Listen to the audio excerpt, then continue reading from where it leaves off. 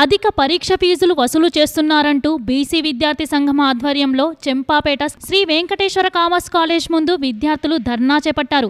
Inter పరీక్ష fee 370 రూపాయలు వసూలు చేయాల్సి ఉండగా 700 రూపాయలు బలవంతంగా వసూలు చేస్తున్నారని బాధిత విద్యార్థులు ఆరోపించారు. కళాశాల ముందు విద్యార్థులు బైఠాయించి ఆందోళన చేపట్టడంతో ఉద్రిక్తత చోటు చేసుకుంది. పోలీసులు అక్కడికి చేరుకొని అధికంగా ఫీజులు వసూలు చేసిన విద్యార్థులకు ఆ డబ్బులు తిరిగి ఇస్తామని హామీ ఇవ్వడంతో విద్యార్థులు ఆ ధర్నాను విరమించారు. శ్రీ వెంకటేశ్వర కాలేజ్లో 370 రూపాయలు ఉన్నటువంటి ఫీజుని ఎంఈసీ పిల్లలకి 670 రూపాయలు తీసుకుంటున్నారు ఫీజు. అదేవిధంగా నిన్న చెంపాపేట శ్రీచంద్ర కాలేజ్లో ఇంట్లో చేయడం జరిగింది.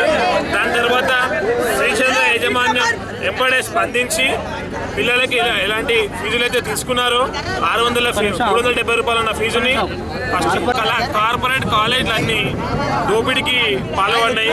అదేవిధంగా 370 రూపాయలు ఉన్న ఫీజు వస్తుంటేది ఇవాళ కార్పొరేట్ సంస్థలు 800 రూపాయలు 1000 రూపాయలు తీసుకుంటున్నారు.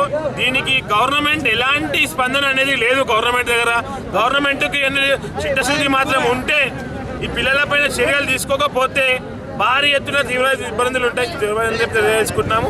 అదేవిధంగా ఎగ్జామ్ ఫీజులు 370 రూపాయలు నడిచిన ఫీజుని 600 రూపాయలు సెకండ్ ఇయర్కి వచ్చేసి 8 గారికి గత 22వ తారీఖు ఆర్ఏఓ గారికి ఇన్ఫార్మ్ చేయడం జరిగింది.